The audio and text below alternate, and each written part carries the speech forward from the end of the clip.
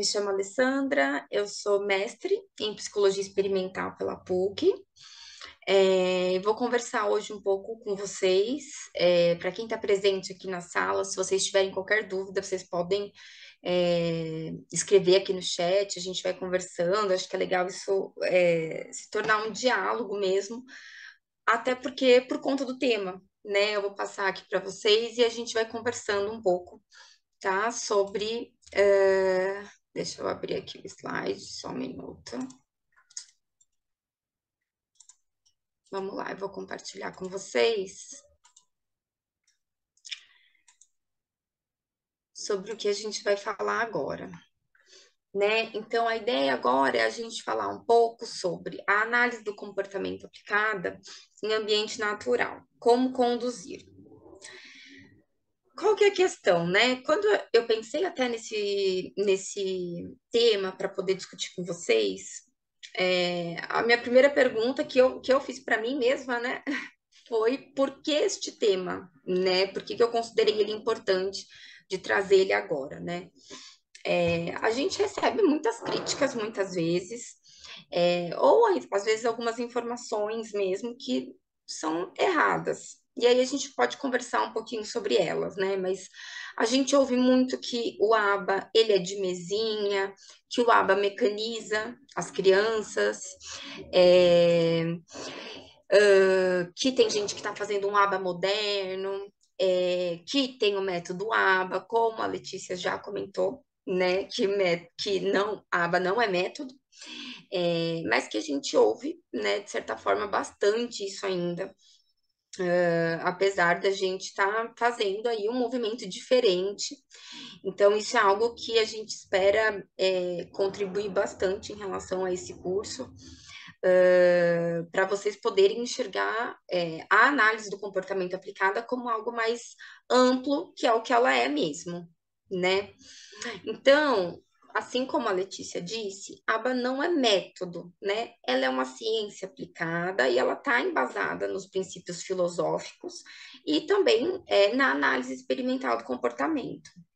E aí, o que que isso significa para a gente, né? Assim, eu queria mostrar aqui para vocês que quando a gente está descrevendo o que é a aba, que ela é uma ciência aplicada, em nenhum momento eu estou falando em qual local que eu devo fazer a aba, né? Então, já cai por terra isso de aba na mesinha, por exemplo. Eu não estou falando sobre qualquer tipo de forma que eu vou trabalhar, onde eu vou trabalhar, com quem, e nem qual que é o meu objetivo, né? No sentido de mecanizar, de não mecanizar, e o que que isso acontece, como isso reflete para a gente, né?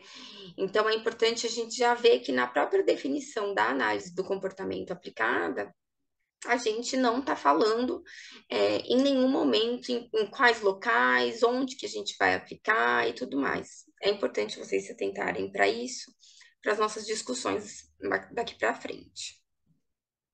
Aqui, de novo, né? Achei importante colocar essas 7 dimensões, porque a gente precisa pensar sempre o seguinte: essas 7 dimensões, elas estão aí por algum motivo, né? Que é poder dar um norte mesmo, né, para os analistas do comportamento em relação à aplicação deles, né? Então, de novo, em nenhum momento a gente está falando sobre onde que a gente vai fazer, e nem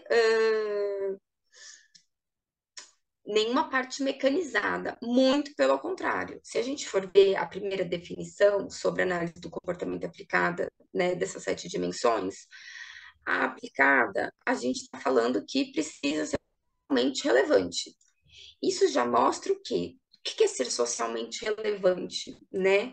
É a comunidade dessa criança, desse adolescente.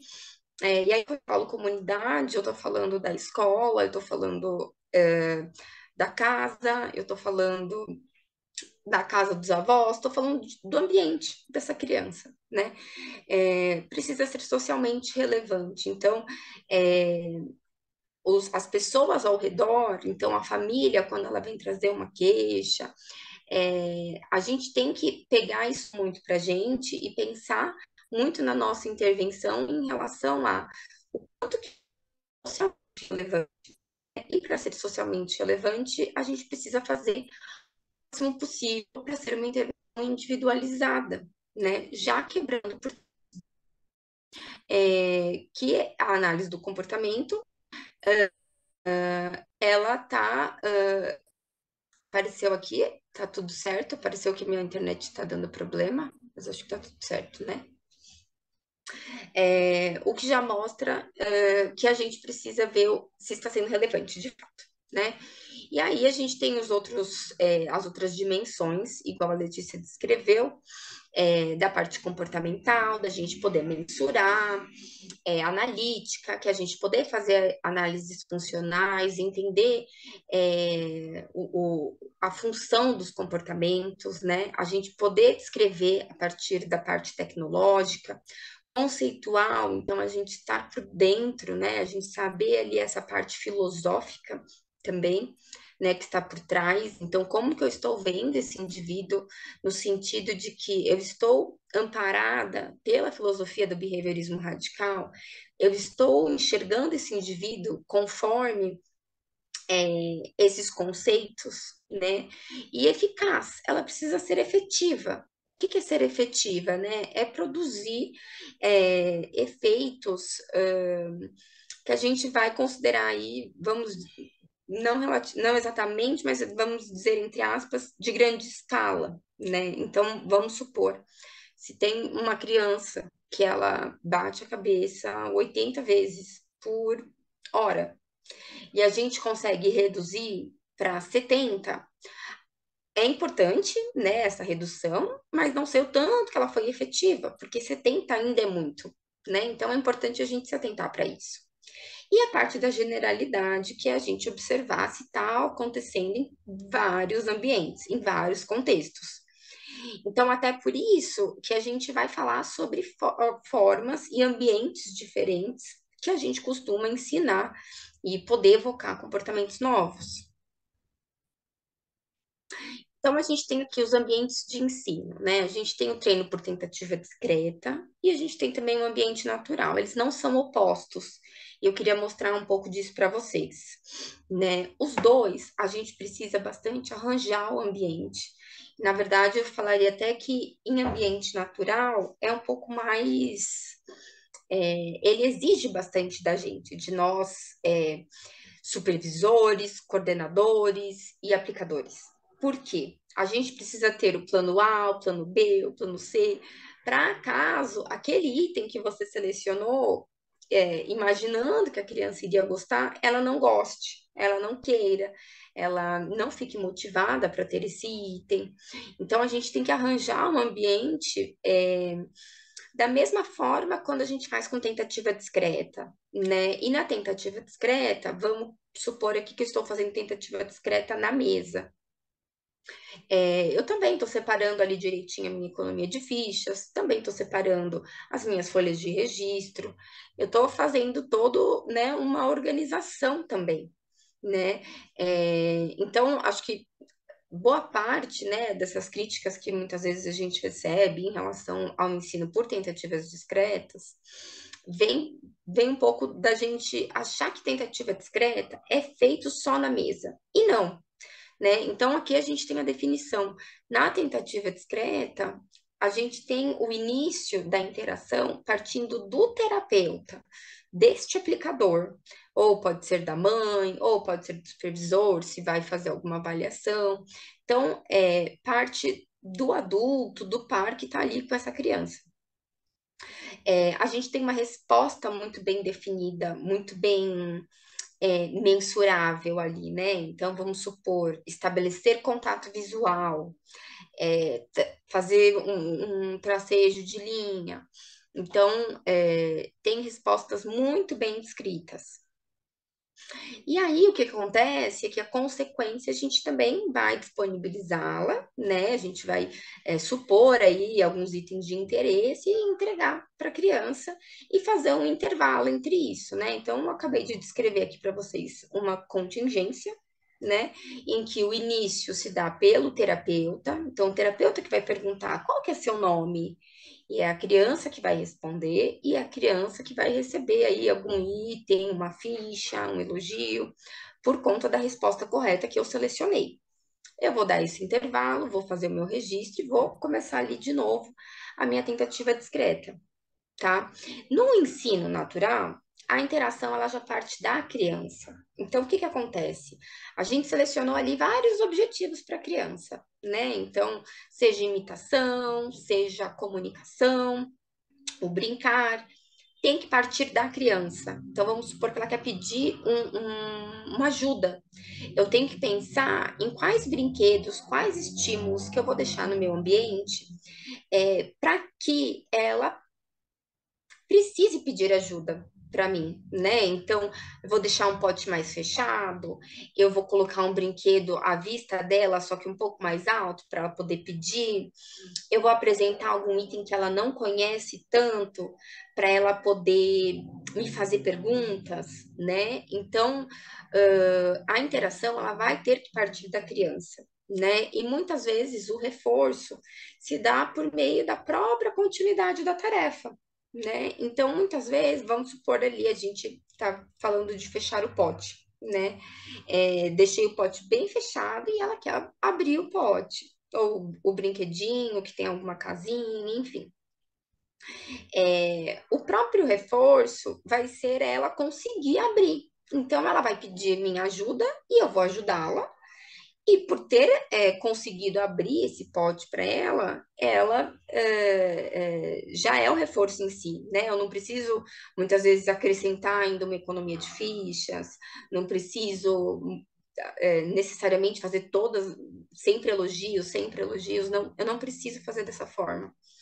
Então, muitas vezes é a própria continuidade da tarefa, e a ideia é que cada vez mais a própria continuidade da tarefa seja o reforçador ali da criança, né? Porque daí seja um reforçador natural. E isso faz com que a criança tenha mais independência. Então, aí, até voltando em relação às 7 dimensões da análise do comportamento aplicada, a gente tem aquela parte da generalização. Que nessa parte da generalização, a gente está falando dessa autonomia também da criança, né? Em que eu preciso planejar, né, o ensino e preciso aplicar em vários locais. Aí que entra, né, vários, às vezes, 2, 3 terapeutas no mesmo caso, para fazer um tá na escola, o outro tá na casa, para poder garantir pelo menos uma generalização ali no ambiente, e a gente poder trabalhar com essa generalização e que a atividade em si seja prazerosa para a criança, né? Isso faz com que eu não precise ficar o tempo todo disponibilizando, por exemplo, um doce, uma ficha, itens arbitrários, né? Então é bem importante a gente pensar nessa questão em relação à importância de tornar, né, os nossos pacientes independentes, né? E a gente precisa muito desses reforçadores naturais. Claro que a gente vai precisar, em muitos casos, entregar fichas, fazer elogios, entregar itens, outros itens, né? A gente talvez vá precisar fazer isso, mas justamente com um pareamento em relação à atividade, né? Para cada vez mais ela não precisar de mim. Eu acho que esse é o nosso principal objetivo, né? Quando uma nova família chega para gente, quando a gente coloca um AT na escola, quando a gente coloca um aplicador em casa, sempre falo para eles: olha, a gente vai trabalhar aqui por um tempo, provavelmente, mas o nosso objetivo é que a gente um dia se retire, né? Esse é o nosso grande parâmetro para a gente começar a ver se a nossa intervenção está sendo eficaz até, né? Então, o aplicador está indo de segunda a sexta na escola. no próximo ano ele vai de segunda, quarta e sexta. Isso é ótimo, né? Ele está saindo aí de forma mais esvanecida do caso, e isso é bem importante.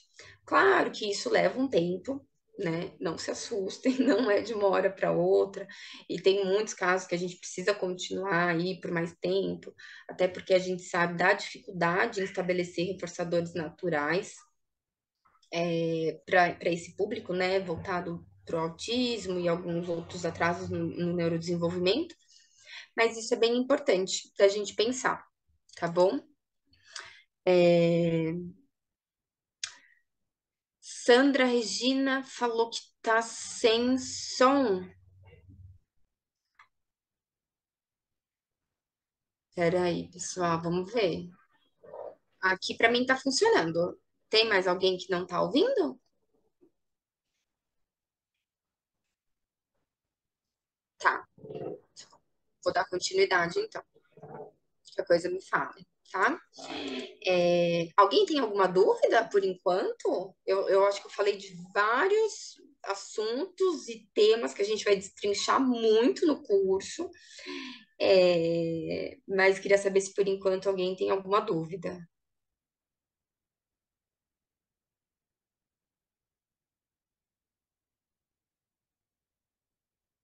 Não? Se alguém tiver alguma dúvida, pode falar aqui pelo chat que a gente vai respondendo, tá bom? Então vamos lá. E aí, por que que a gente vê tantos psicólogos planejando o ensino apenas na mesa? A resposta é bem simples, né? É mais cômodo muitas vezes, né? A gente tá ali na mesa, a gente fica o tempo, a gente se desloca menos. Muitas vezes a gente não precisa fazer tanta palhaçada, tanta coisa, é mais fácil do registro, né? A folha tá ali em cima da mesa, tá tudo certinho, né? Tá tudo ali dentro do nosso controle, tudo muito bem planejado, já sei o que esperar, já sei onde anotar, são as folhas de registro que eu tô acostumada, mas é importante a gente lembrar dessa questão que a tentativa discreta, ela pode ser feita e deve ser feita também fora da mesa, né, também deve ser feita quando eu estou brincando com a criança no chão, quando eu estou no parque, quando eu estou, enfim, em vários lugares, né? A questão é isso, né? A tentativa discreta, ela é iniciada por mim. Então, eu posso estar brincando no chão, no parque, posso estar brincando no chão da sala dessa criança e apresentar uma tentativa discreta. Eu não preciso fazer isso na mesa. Assim como em ambiente natural, né, a partir de um ensino naturalístico, a gente precisa fazer um arranjo no ambiente para poder evocar ali as respostas que a gente quer. Então, no sentido de eu querer que a criança comece a pedir por me ajuda, por exemplo, eu vou precisar pensar em vários instrumentos ali em que ela possa se interessar por algo, queira abrir alguma portinha e eu tô com a chave, queira pedir ajuda porque o brinquedo não está encaixando. Eu tenho que pensar muito bem nesses brinquedos, né? Então, muitas vezes as pessoas consideram o ensino naturalístico algo muito difícil. E aí eu vou dar um help aqui para vocês em relação a isso, né? Que eu acho que é uma parte bem importante em relação a tudo isso. O que que acontece? A gente vai precisar fazer uma avaliação de itens de preferência, né? Isso a gente também precisa fazer para ensinar a tentativa discreta, né? Vocês concordam que se a gente está ali na mesa e eu estou disponibilizando um reforço, ou o item que eu imagino que seja um reforço, né? Por isso que eu estou chamando de itens de preferência, eu preciso fazer essa avaliação. Eu preciso entender o que que aumenta a probabilidade futura da criança emitir aquela resposta que eu desejo, que eu selecionei. E preciso fazer uma avaliação de habilidades já adquiridas para saber quais são os déficits, o que que eu preciso trabalhar. Isso a gente faz de forma geral, né? Independente do ambiente em que eu vou trabalhar. E aí, depois a gente vai pensar quais materiais que eu vou usar, quais brinquedos, qual ambiente, no sentido de eu vou fazer isso na escola, eu vou fazer isso na casa. Às vezes a gente tem algumas habilidades que a gente começa por uma tentativa discreta no consultório, aí, ou um para um em casa, como aplicador, e a gente vê que a criança já adquiriu, e a gente coloca esse estímulo ali como uma manutenção, né? E a gente vê que a gente pode trabalhar já por meio disso, num ambiente natural. A gente já pode fazer dessa forma, ou até na hora de montar um PEI, em que a gente também vai apresentar isso para vocês no curso, é sobre já planejar desde o início a generalização de ambientes, né? Então, eu já posso fazer um objetivo traçando ali, eu quero que isso aconteça tanto no ambiente escolar quanto no ambiente de casa, eu quero que isso aconteça com a família e que também aconteça com os terapeutas. Então, eu vou ter que ver ali quais serão as pessoas que vão evocar a resposta selecionada, né?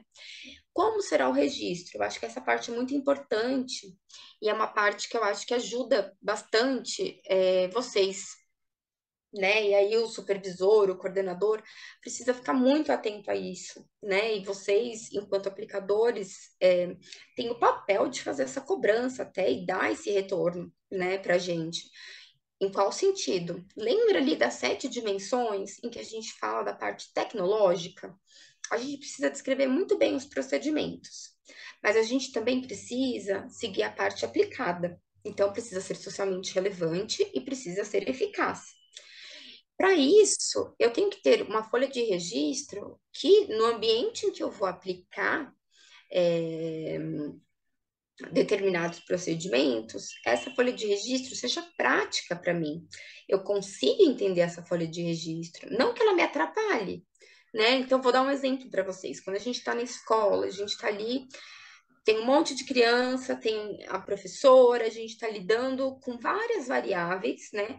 E se entregarem para a gente ali 20 folhas de registro, vai ser muito difícil da gente fazer esse registro de fato, né? E conseguir de forma comportamental, em relação às dimensões da análise do comportamento aplicada, conseguir mensurar esse comportamento, né? Então, a gente também tem que pensar em como fazer registros que facilitem a vida de vocês, né? Quando principalmente estão nesse ambiente, né? Diferente de quando a gente está, às vezes, na tentativa discreta, que aí a gente tem uma pausinha, a criança está ali com o reforçador, eu consigo fazer o registro, tal, estou num ambiente ali que eu consigo controlar talvez um pouco mais, né? Eu preciso pensar muito bem como que eu vou disponibilizar as minhas ajudas, né?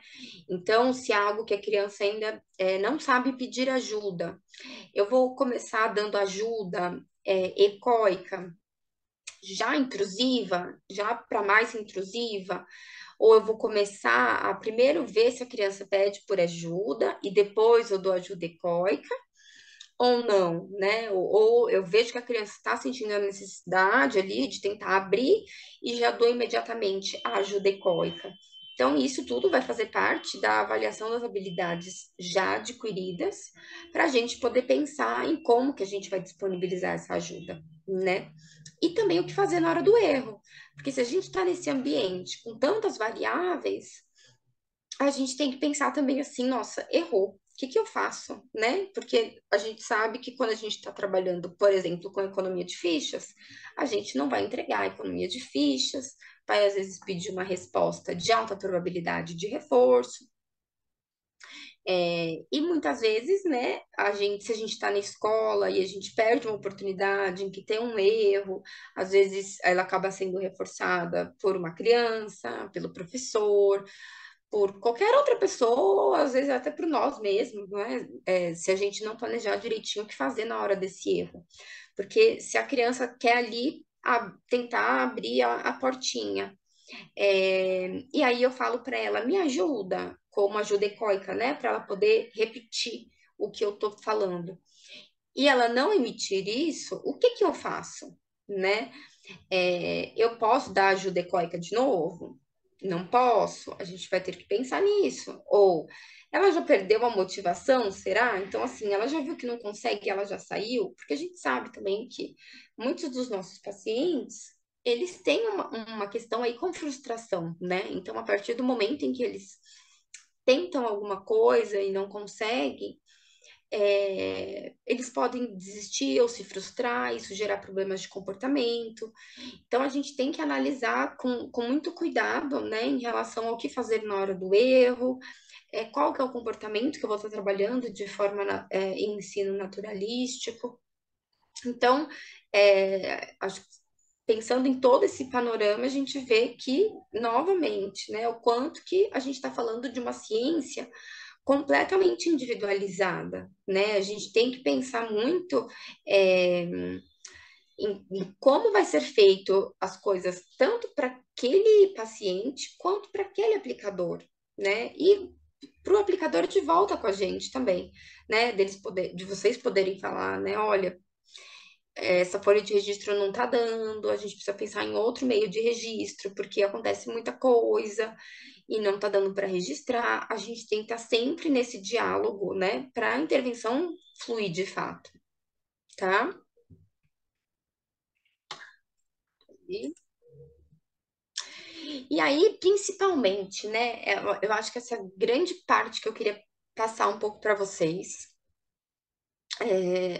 a gente tem que pensar, né? Quando a gente está fazendo essas atividades, então, você está brincando de pula pirata com a criança, você está brincando com bolinha de sabão, você está fazendo alguma atividade de pintura, você está brincando de esconde-esconde, enfim, a atividade que for. Ela está sendo prazerosa para você, aplicador, né? A criança, ela está se divertindo. As atividades que você está fazendo com a criança, elas fazem sentido para você, enquanto aplicador. E o aplicador tem repertório que ele quer ensinar para o paciente, né? Por que eu estou falando isso? Muitas vezes a gente acaba agindo de forma mecanizada também, porque a gente se preocupa tanto com as folhas de registro, a gente se preocupa tanto em mensurar, tanto em fazer tudo certinho, conforme o supervisor pediu, o coordenador pediu e tudo mais. Claro que isso é muito importante, mas também tem uma parte que é o vínculo, né? Que a gente tem que pensar. Se a atividade não tá legal para mim, como que eu vou poder, às vezes, fazer um elogio, que é algo tão social, né? Eu vou falar, muito bem, né? E isso não é algo que está fazendo sentido.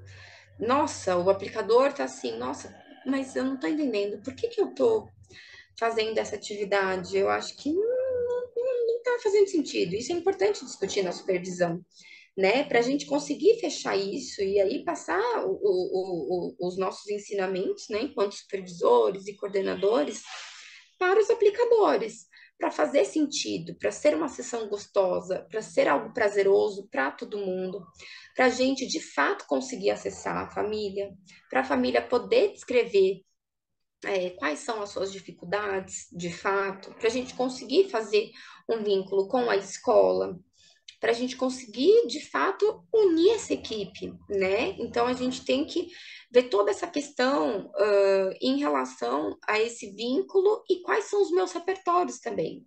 Porque quando a gente vai entrar, por exemplo, em habilidades sociais, eu tenho que ver, gente, eu tenho esse repertório, é, eu consigo ir para um shopping, fazer um pedido. Eu estou falando isso porque parece meio óbvio que todo adulto saiba fazer isso, mas não é. Tem gente que sempre delega para outra pessoa.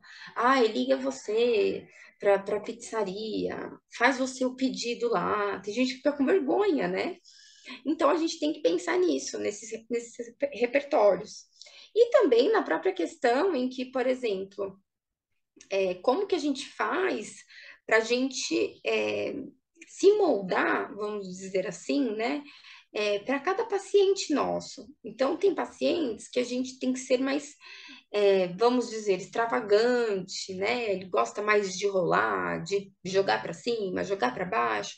Tem outros que não, tem outros que são mais tranquilos, gostam de ir bater um papo, ir conversando, fazendo uma atividade, precisa um pouco mais de ajuda. Então, a gente só consegue também perceber, né, um pouco da minha forma de manejo, e reparem que eu estou falando de algo muito mais é, de vínculo e de vocês olharem para o paciente de vocês do que de qualquer outra coisa, né? Porque é assim que a gente vai conseguir atingir, de fato, os nossos objetivos, tá?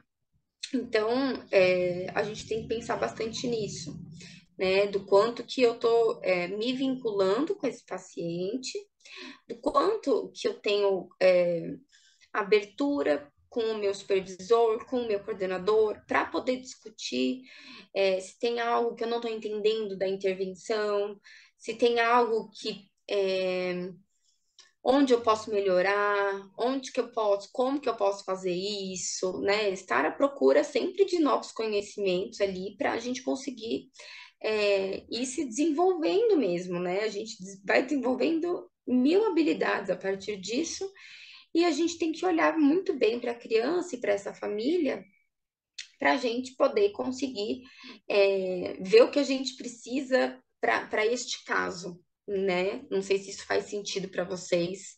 Caso vocês queiram comentar aqui alguma coisa, podem ficar à vontade, mas acho bem importante a gente pensar nisso, principalmente quando a gente está falando desse ensino naturalístico, né? A gente está ali no dia a dia com a criança, a gente está ali é, querendo ensinar coisas novas, que é um desafio, e que a gente precisa bastante desse, desse vínculo, desse olhar mesmo para a criança, tá? Espero que isso tenha feito sentido para vocês, senão a gente pode discorrer um pouco melhor sobre isso. Então, o que que acontece? A gente tem que planejar também o ensino em ambiente naturalístico, a gente tem que descrever habilidades, pensar em como que esses comportamentos novos que eu quero ensinar serão evocados, estabelecer vínculo com a família, com os demais terapeutas envolvidos, com a supervisora, supervisor, com a criança, o adolescente. A intervenção, ela precisa fazer sentido para todo mundo, tá? A gente, claro, tem esse nome de aplicador e tudo mais por essas questões, vamos dizer, burocráticas, né? Mas a gente tem que pensar bastante nessa parte da intervenção fazer sentido para todo mundo, porque, vamos supor, muitas orientações parentais que a gente dá, e aí, principalmente vocês, enquanto aplicadores, às vezes estão em casa, fazem alguma orientação para a família, e aí a gente vê que a família às vezes não segue, e aí a gente se questiona do porquê, né, que não tá seguindo. E aí, quando a gente vai ver, é porque a família não entendeu para que eu tô fazendo isso? Nossa, por que eu tenho que sentar e apresentar isso? Por que eu tenho que jogar o jogo da memória? Por que eu tenho que ficar colocando os brinquedos no alto, se ele brinca tão bem quando eu já deixo tudo aqui disponível para ele, né? Então é importante que faça sentido, porque quando não faz sentido, a gente simplesmente não faz, né? E por isso que é importante ter um vínculo também com o seu coordenador, com o seu supervisor, para você se sentir confortável ali e poder falar de fato quais são as suas dúvidas, onde que você imagina que possa estar errando, onde você acha que você pode estudar mais, pedir ajuda em relação a novos textos, a novos cursos. Isso é bem importante, né? Igual como a Lê mostrou no começo da aula dela, a gente precisa ficar em constante formação, né? A gente precisa estar o tempo todo ali estudando, indo em congressos, trocando com outros profissionais. Então, isso é bem importante, a gente se manter ali em movimento, em contato aí com essa academia científica, vamos dizer assim, para a gente poder ver o que está sendo produzido aí dentro da prática baseada em evidências, né? Se tem algum procedimento novo, se não tem, como que eu posso trabalhar, como que eu não posso, tá? E é isso, gente. Muito obrigada. Eu deixei disponível aqui para vocês o meu e-mail, caso vocês tenham alguma dúvida, queiram conversar um pouco mais sobre. Lembrando que essa foi super uma pincelada, né, em relação ao ensino naturalístico. Falei de muitos conceitos aqui, e são todos os conceitos em que a gente vai abordar no curso com vocês. E talvez a cabeça de vocês tenha ficado até um pouco cheia aí, né? Mas é isso principalmente que eu queria passar para vocês. Caso vocês tenham alguma dúvida, a gente está aqui disponível tanto no chat quanto pelo meu e-mail também, caso vocês queiram tirar alguma dúvida em específico comigo, tá bom? Deixa eu parar de compartilhar aqui.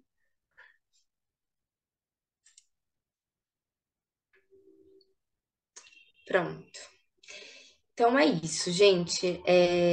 Obrigada por quem conseguiu aí o link, quem conseguiu participar. É, Deixa eu ver, tem algumas mensagens aqui. Tudo certo, então, gente. Muito obrigada por este momento. Sei que tá um pouquinho tarde. Espero ter agregado aí, ou pelo menos implantado uma sementinha na cabeça de vocês sobre esse tema que é bastante complexo e que eu trouxe aí para vocês. Tentei trazer de forma mais simplificada e, ao mesmo tempo, fazer com que vocês reflitam, né, um tanto sobre quem já está fazendo, né, já é um aplicador, já é um terapeuta, como que está conduzindo, como que está fazendo, né, como que se sente no seu caso, como que está toda a sua intervenção, né, se tem acontecido em ambiente natural, isso é sempre importante. É, e é isso, tá bom? Muito obrigada, gente.